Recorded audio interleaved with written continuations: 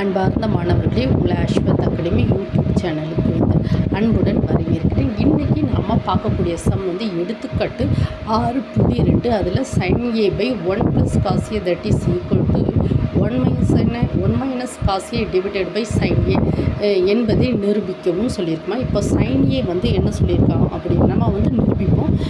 sin a divided sin a by 1 plus cos a, so that is equal to sin a divided by 1 plus cos a, that is equal to இப்போ நம்ம மேலே பகுதி தொகுதி ரெண்டு இதுலேயுமே நம்ம என்ன செய்வோம், 1 minus cos a நம்ம மல்டிப்ளை பண்ணுவோமா. அப்போது உங்களுக்கு பாருங்கள், இங்கே 1 minus cos a 1 minus cos a ரெண்டுமே நம்ம மல்டிப்ளை பண்ண போகிறோம். பண்ணச்சமே என்ன கிடைக்கி, sin a இன்று 1 minus cos a divided by இது a plus b a minus b ஃபார்மேட்டில் இருக்கா.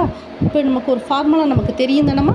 இங்கே பாருங்கள், a plus b a minus b that is equal to a square minus b square. அப்போ பாருங்கள், அப்போ a ஸ்கொயர்னால் இங்கே 1 square minus cos square a அப்படின்னு சொல்லி வருது. ஓகேம்மா, that is equal to sin a 1 minus cos a divided by என்னது 1 minus cos square ஏன்னு வருது. ஏற்கனவே நமக்கு ஒரு ஃபார்முலா தெரியும் தானம்மா. sin square a plus sin square a plus cos square a that is equal to 1.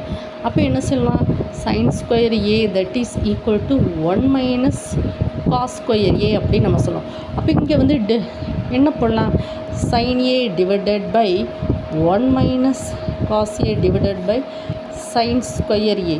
அப்போது சைனு அடிபட்டு போகுது. So 1 minus cos a divided by sin a.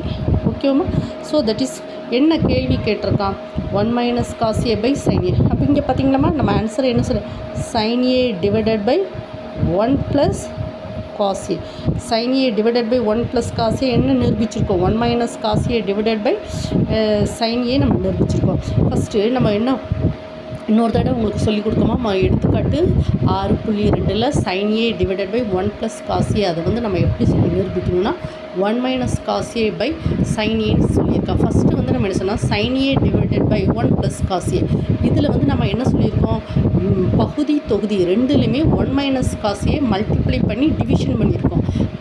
அப்போ இதை ரெண்டையும் கேன்சல் பண்ணாலுமே sin a divided by 1 plus cos a தான் கிடைக்கும். அதனால் பகுதி தொகுதி நியூமரேட்டர் அண்ட் டினாமினேட்டர் ரெண்டுத்துலேயுமே நம்ம 1 minus cos a மல்டிப்ளை பண்ணலாம், மல்டிப்ளை பண்ணி டிவிஷனும் பண்ணிக்கலாம்.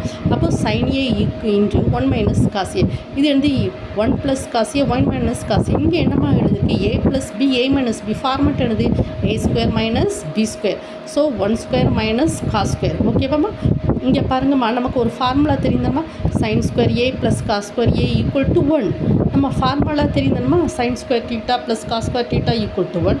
So sin square a equal to 1 minus cos square a. இப்போ பாருங்கள், இங்கே 1 மைனஸ் cos ஸ்கொயர் தானம்மா, அதில் நம்ம என்ன போட போகிறோம், sin ஸ்கொயர் a போட போகிறோம். அப்போ இங்கே நம்ம டிவிஷன் பண்ணலாம். அப்போ 1 minus cos a divided by sin a. மேலே sin a கீழே sin ஸ்கொயர் ரெண்டையும் கட் பண்ணலாமா. கட் பண்ணி விட்டால் என்ன கிடைக்கும், sin a கிடைக்கும்.